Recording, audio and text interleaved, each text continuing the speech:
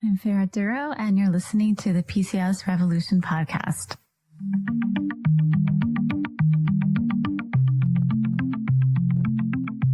Now, it's probably no surprise to you guys, treating PCOS at the root takes time and a lot of effort. Even when working with our acupuncture patients one-on-one, there just isn't enough time to really just sit down every week and make sure we're on the right track with diet, supplements, herbs, and self-care, not to mention discussing all that's involved with hormone testing and BPT or temperature charting. Now, I've been searching for a way to fill in this gap and for many years and to help as many women with PCOS as possible. So I developed the PCOS Revolution Academy. It's 100% completely online program that goes deeper into PCOS than any program I've seen. And I wanted to invite you personally to become a founding member at the PCOSrevolution.com. And that's where I'm going to actually be inside of our private community, holding your hand every step of the way, month after month, helping you get your PCOS symptoms under control once and for all. And I'm super excited about it because each month we're going to cover different topics through our live Q&A sessions inside of our private community to discuss issues like improving your fertility and regulating your cycle naturally using the powerful combination of the right supplements and time-tested Chinese herbal medicine strategies that we use with our patients, along with specific acupressure points that you can do at home. We're also going to be talking about the perfect strategies for getting rid of fatigue and upping your libido, along with learning precisely the right amount of portions and how to eliminate cravings at their source at mealtime. We'll also get into getting your exercise and meal planning in place so that you can incorporate it easily into your daily routine. And most importantly, you're going to feel confident that for the rest of your life, even during pregnancy and beyond, you're going to have a plan that you can rely on. And I'm so looking forward to getting to know you, and I want to make it easy for you to join. So here's a special savings for you as one of my listeners. Just use the code PODCAST to receive 20% off your first month. And once again, go to the PCOSrevolution.com and sign up now today to get the special founding member rate as a listener of my podcast. I can't wait to get started with you. Okay, let's get back to the show. Hello, everyone, and welcome back to the PCOS Revolution podcast. I'm so excited today because I actually have someone on our show that I've been wanting to get on our show for several months now, and her name is Marta Montenegro. She's actually a nutrition fertility lifestyle specialist at IVFMD in Miami, Florida. And she also has a specialty in working with women with PCOS and working with their, to improve their nutrition and also their fertility quotient. Currently, she offers one-on-one consultations to help women receive the optimal nutrition and wellness benefits they need for a safe and successful pregnancy. And she works closely with the doctors at IVFMD to customize individual nutrition programs, including dietary plans and supplementation. She's also a frequent contributor to both local and national media, including CNN in Espanol, NBC, ABC, CBS, and Univision.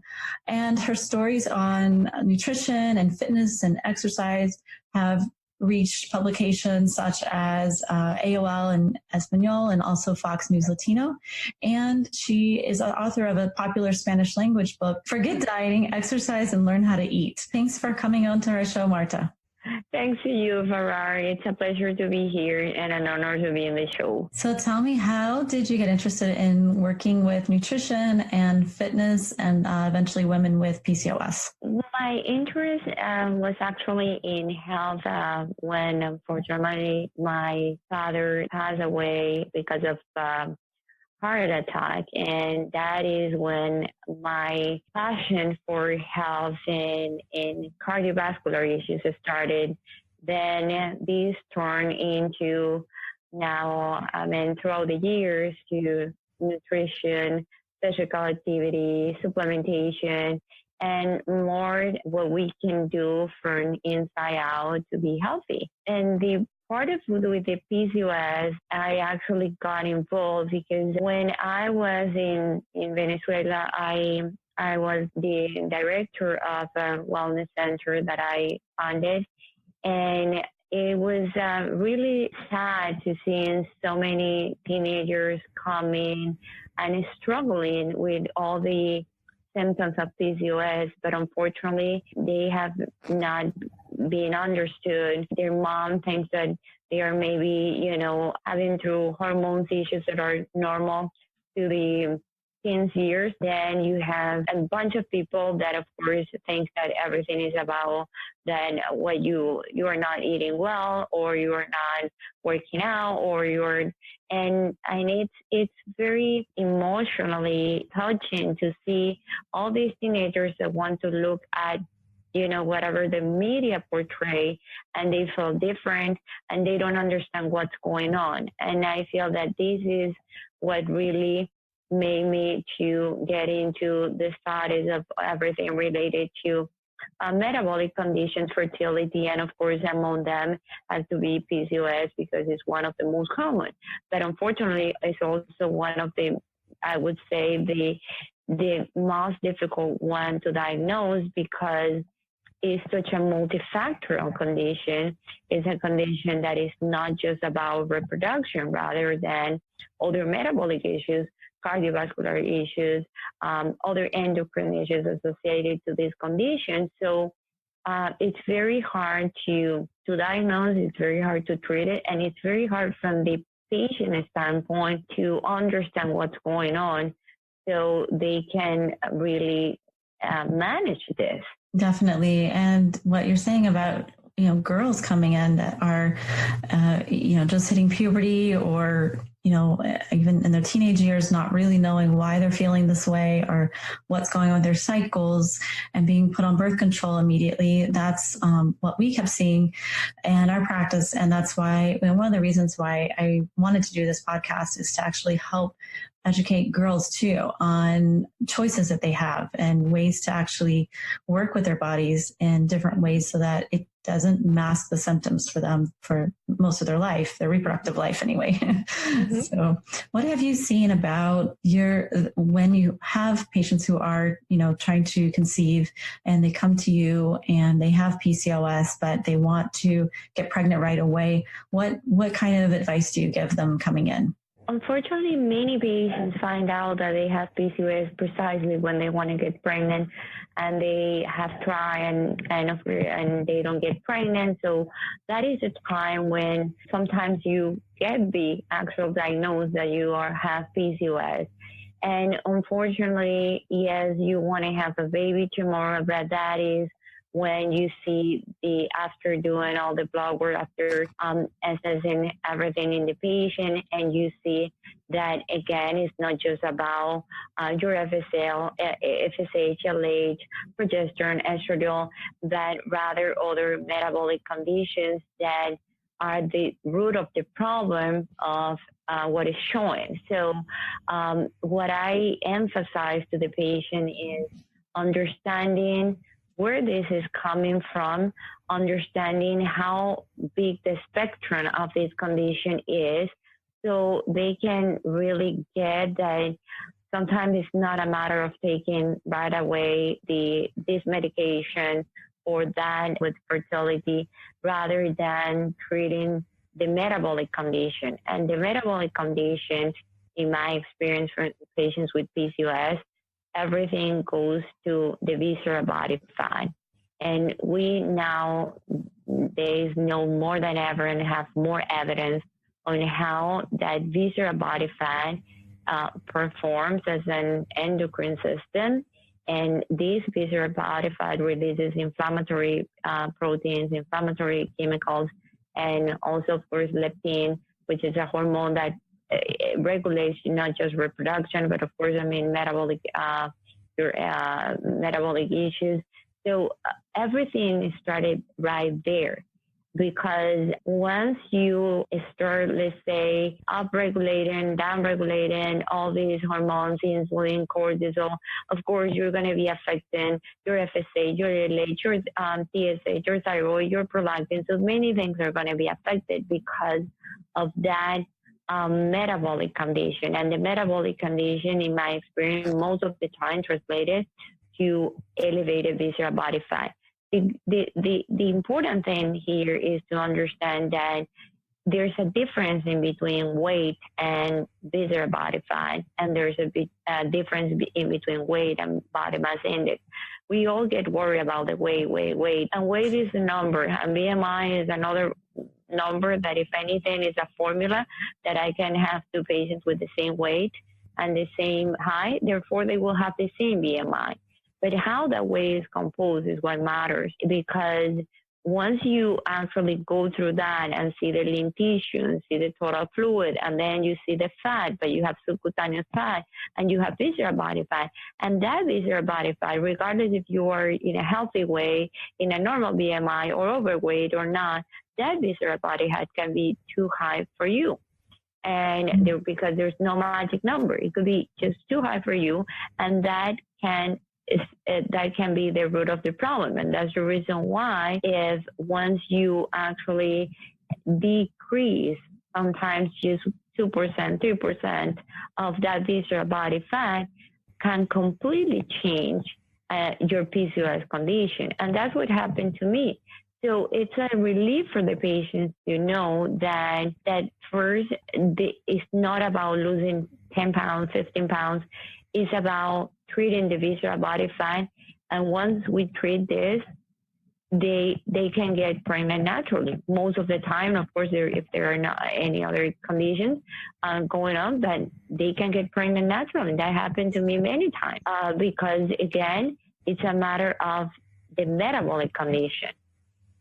Mm-hmm. And how is that measured, the visceral body fat? That's the fat around the organ systems, right? It's like kind of the deeper fat. The visceral body fat is the one that deposits around the endometrium, the pancreas, the heart, the blood vessels, and that visceral body fat grows in size, whereas the subcutaneous body fat grows in number. This one grows in size. And of course, as it grows in size, it grows as well the releases of these inflammatory compounds. The way to measure this is through actually these inflammatory compounds, proteins, and hormones that are related to that visceral body fat. That is what we measure. And accordingly to that, then we can put the patient on this particular plan or this, depending on those results. Once we see that is the best, because that is the best way to see how active this visceral body fat is. Okay, and some of those markers would be what exactly that you look for in the blood? We check, and for instance, hormones such as adiponectin that is related to insulin and glucose regulation. We check on leptin. We check into cardio-CRP, of course, an inflammatory marker. Mm-hmm. We see the ratio of omega-3, omega-6 fatty acids and other saturated and polysaturated fats. We look into the interleukin, L6, which is another inflammatory protein and marker of metabolic condition. And also we check into glutathione, which is the father of the antioxidants in our body. So we look into all this. And the good thing, Ferrari, is that what we're looking into is actually very standardized blood works and testing that it's been there for many other conditions. And it's nothing like the new type of testing that we're seeing nowadays that can be too much, in the sense that not necessarily they are standardized, and these can get even more confused the patients out there. I'm talking about those tests that nowadays, we have everywhere, testing for this, for that, and food sensitivity testing. What do you think about that? That's been very popular. Food sensitivity testing. It's been pretty popular. Okay. Yeah, the food sensitivity test needs to be done right, in the sense that the actual the best way to check for food sensitivities is actually to put a patient in an elimination plan, removing certain type of food, and then starting to introduce each one. And that is going to be the best way to see how and to check on food sensitivities. I agree. I'm talking about food sensitivities, and I'm not intolerant or conditions, of course, as celiac disease or all these conditions. But what I'm saying is that nowadays, if you run, and that is something very interesting, a recent study that show actually the same patient did this testing in 2 labs. Both have different outcomes, but the core of those results are always the same. That's the funny part, in the sense that you are always sensitive to, let's say, the food that in our head makes you fat, or makes you gain weight. Because unfortunately, yes, that's what happened. I have many patients saying, I did this test for food sensitivity, and I'm sensitive to gluten, dairy, egg, and the usual, let's say, of course. And once they remove that, they start feeling better. And they say, I lost weight and I feel better. Of course, you lose weight, but not because you had any sensitivity, rather than because, of course, you remove the simple carbs, you remove plenty of the junk food. That's what you remove. It doesn't matter necessarily that you remove the gluten. It's just that, of course, now you're not eating cakes or pasta, or, so it's not necessarily that you were having a sensitivity. The other thing that I explain to patients is, as we know, for instance, if you have the gene for Alzheimer, that doesn't mean that you're going to be having Alzheimer. So it's the same thing. You can have a sensitivity or a food sensitivity, but not necessarily have any active response to that. And I have patients who can actually be, let's say, don't necessarily show up on that they have this food sensitivity, and they indeed show symptoms. So this is why we need to go to the basics, and the basic is testing the food, and then again removing, introducing, and see how you tolerate that food. And the other thing is that nowadays, with all this, the gluten-free, the this-free, the other-free, I'm really cautious about that, because I think that, of course, there's a lot of marketing going on, and if anything, patients are more confused than ever. And scared, right? They're scared of food. At the end, you pay more for every single word, healthy word, in quotation marks, healthy word that you see in the package. That's the truth.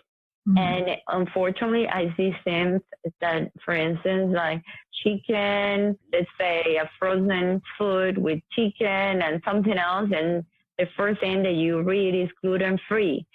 Well, the chicken didn't have gluten to start with. Right. And of course, you are paying $1 or so because of that claim.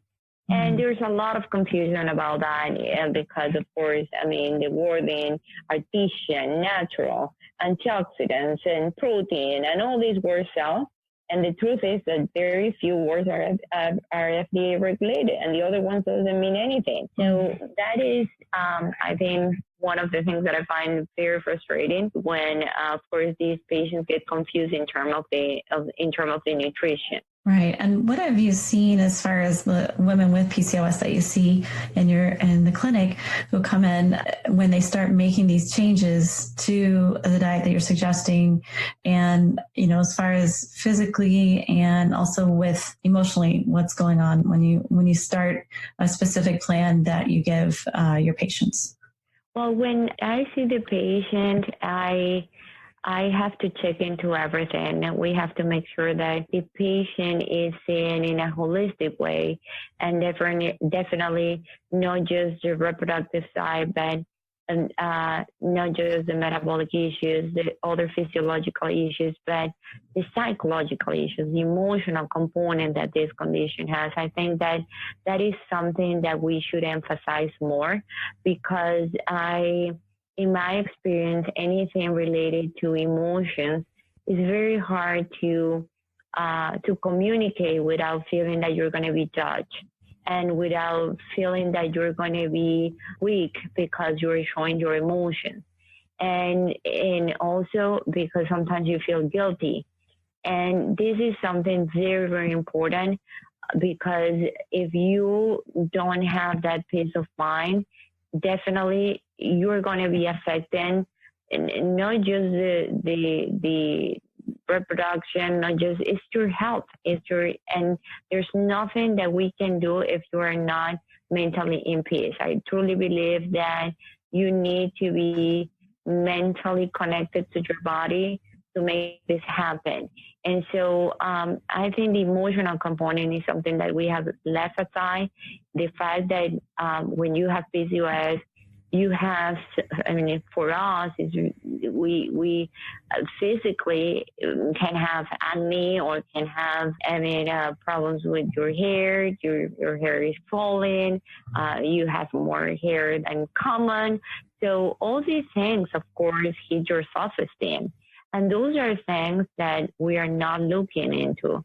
Well, it's not just about, again, give you a birth control pill or put you on, it's not or just for you to resume the period, but it's way beyond that. Right, definitely. And I think that kind of what's behind sometimes the guilt and the shame sometimes with PCOS and diet and, oh, you have to eat this and do this and be superwoman to overcome things. And really the small steps, like baby steps, are what we ask, of our patients too, also getting behind the fear of certain foods. And we just actually had this come up in our group about, and I posted a recipe about bananas and I got back this, response like, well, I didn't think I was able to eat bananas. And I said, of course you are. Bananas are good for you. But, it's a fear, like that's going to screw up my insulin or my glucose. So I can't eat that. And I think that's very limiting. In the end, what are you left with? If we keep eliminating things and keep taking things away, it becomes very miserable, actually. So I agree with you. In that sense. The problem is that I always tell my patients, don't go to Dr. Google because you can get crazy. I think that Dr. Google, when you start Googling about this, there's a lot going on, and there's a lot of don't do this, don't eat this, eat this, eat that. And I find patients really overwhelmed about what they need to eat, what they can eat. And it's not about what you can't eat rather than what you can eat. And also is about way beyond the food. Is, of course, the food matters, the type of food matter. Of course, if you need to address more the ways along with the visceral body fat because that is higher, of course, the portion control matter and all that, but also understanding that there may be some hormones, nutrients issues that they need to be addressed as a part of the complete program or plan. But also the part of the stress, lifestyle factors such as, of course, social support, work, all these, how you sleep, your GI movement, all these matter. So your physical activity is a little bit of everything. And I don't want you to feel like you have to do this and this and this and that. I want you to enjoy what you're doing and understanding better your body. And having more information, but good information that you can rely on. And because the more that you understand what's going on with your body, the better decisions that you can make. And you can start separating this from, this is my fault. Am I doing something wrong? Is this that I'm eating too much? Is this that I'm not working out too much? I'm not going to say that, of course, those things matter, but sometimes it's not just about having all that check and perfect. It's also about this that we're not covering. Starting with the name of the condition, something that is not the truth. It's not, PCOS is not just about having polycystic ovaries. It's way beyond that. And that is what I definitely emphasize. And when I put a patient on a certain dietary plan, I always tell the patient, don't take this as a diet. This is not a diet. I don't want you to feel like you are on a diet because this is going to be one more diet that in 3 days is going to be in the trash can. I want you to start making some dietary changes and feeling comfortable about introducing this food. And that way you leave something out. But I'm not saying that you can't eat this and that this is going to be the worst thing. No, in reality, Ferrar, there's no bad or good food. And I don't like those labels because we are the ones who put those labels. It's more about understanding what's good for you, what works for you, and also how do you feel. And that is going to be very important. Is this the way that I want to live? Do I feel comfortable with? And I always tell the patients, just one little change at a time. Don't think that you're going to change everything on Monday, because that's not going to happen. And we all know that. So it's just one thing. And once you feel victory on that little thing, then that moves to another thing. And but again, you need to make a habit. You need to feel comfortable. And if you don't feel comfortable, just talk, and then we find out another way to do it. But there's a way that we can do it, definitely. Definitely. And I mean, you talk about, I guess we're circling back to the visceral body fat. What do you recommend for women who come to your office and, you see that there's a lot of inflammation and this is definitely a problem? You start with the diet, or do you give them a diet and exercise program, or what sort of thing do you start with? Well, I try first not to overwhelm them. And so I want just to start with one thing at a time. So at the beginning, I would say just start making these dietary changes accordingly to, of course, how I see the patient diet. If some patients will need more of this, more of that, depending on what, again, how does her dietary intake looks like. And then that's one part. Another part maybe to start some supplements that can help her, depending, of course, on those results, the results of the blood work that we have. And I always address at the end the part of the exercise and stress and all that. But I always say, okay, let's start making the dietary changes. So start taking the supplement. If you are active, great. Just keep doing that. And let's see how you feel on that. And know that we're not looking into perfection. Know that this is just a plan. Neither you nor me know how you're going to respond. So let's see. We follow up and we see how you started to respond to this plan. So that way takes away the pressure of I'm having a diet and I need to make this happen in 2 weeks or 3 weeks. And then that is my approach. And also making sure that the patient can count with my support. That matters to me, because again, it's not easy to make changes. It's not easy to understand all this, that all of a sudden someone is explaining to you. So I find that if they have support, such as what you're doing with, the great effort that you have put out there with the PCOS revolution, definitely having someone else that can understand you, I think is priceless among this process. Oh, thank you. It is incredibly important. Even according to, research, everything that has been out there has suggested like group support is so important. So we really have been really excited to get this off the ground. And I know that definitely, you'll be popping in there in the group too. Yeah. And I love having that knowledge that you have available for our patients, and also for anyone who is our students in the PCOS Revolution Academy. And I just think if you could really just impart one piece of guidance to women with PCOS, no matter where they are in the world, what do you think would be the best piece of guidance for them? I would say that the best thing to do will be first to check check what you're eating, look into a full log, see what you're doing there, have someone that can review that and give you some guidelines on that. That's one of the things that you can start. Just as you start with looking into more veggies, fruit, looking into more natural food, that's going to be the first step, and that's going to be great. Then make sure that someone sees you and you take what you need to take. There's a lot going on out there, and not necessarily you need to take all these pills out there that are advised for PCOS patients. You may need it or you may not. So it's not about that now everyone takes vitamin D, so you need vitamin D, or you need to check your levels. And Right. I mean, supplements are not gummies. You need to be sure of what you're taking and if you're taking the right dose, and if you need to maybe take it for just a month or so, but this is not forever.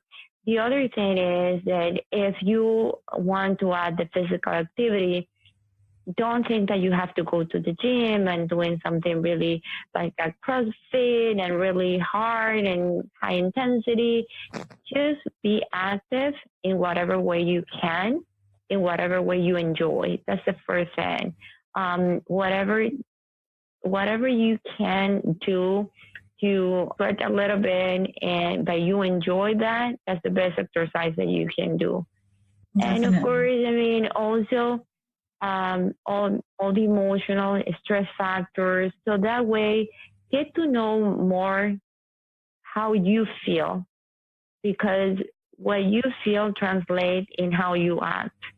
And this is very important. So I emphasize this because I think that patients with PCOS are so focused about the insulin, the glucose, the FSH, the LH, and again, the hormones are just marker symptoms, but they are not the root of the problem.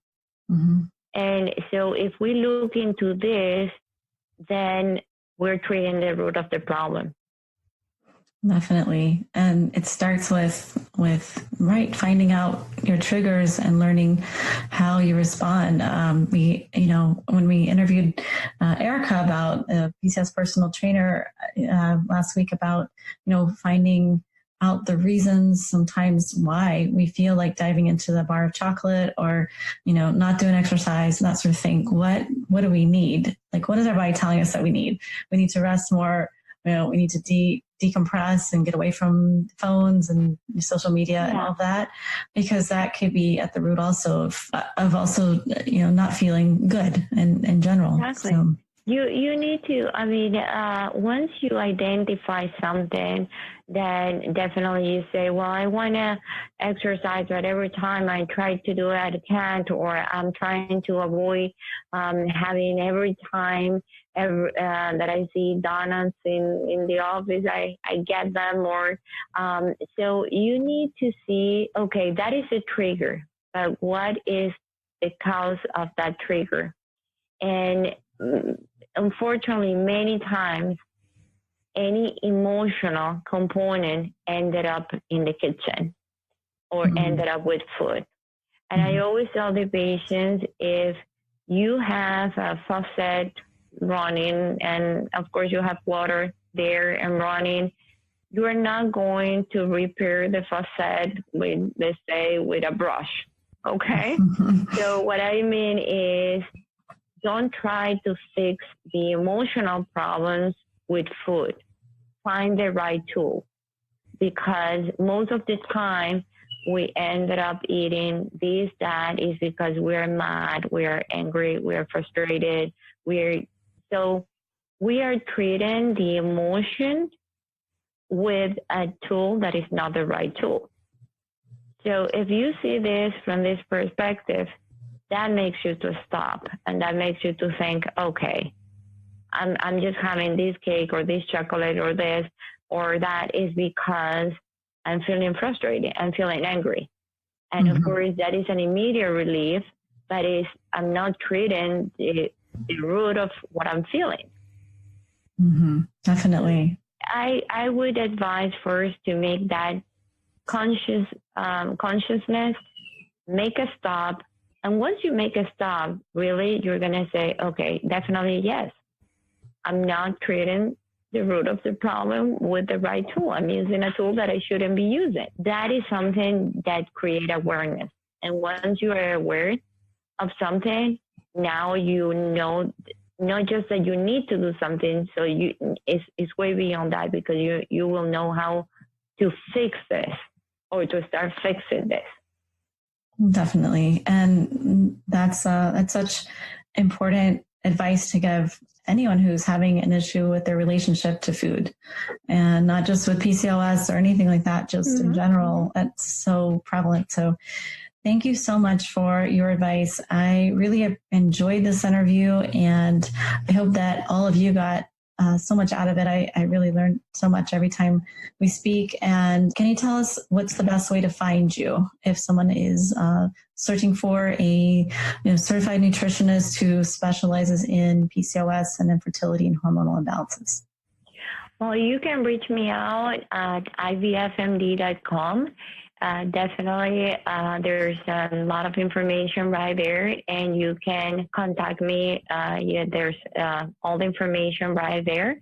So go to the website, IVFMD.com, and you will contact me right there. Also, of course, you can join me in my Facebook.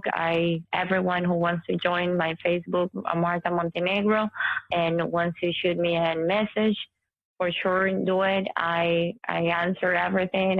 I'm really on top of everything that I can do for the patients with PCOS and any other metabolic condition. That definitely, if anything, is not about treating the condition rather than gaining quality of life. I'm very focused about quality of life, because it doesn't matter how much we do or we live if we don't enjoy quality of life.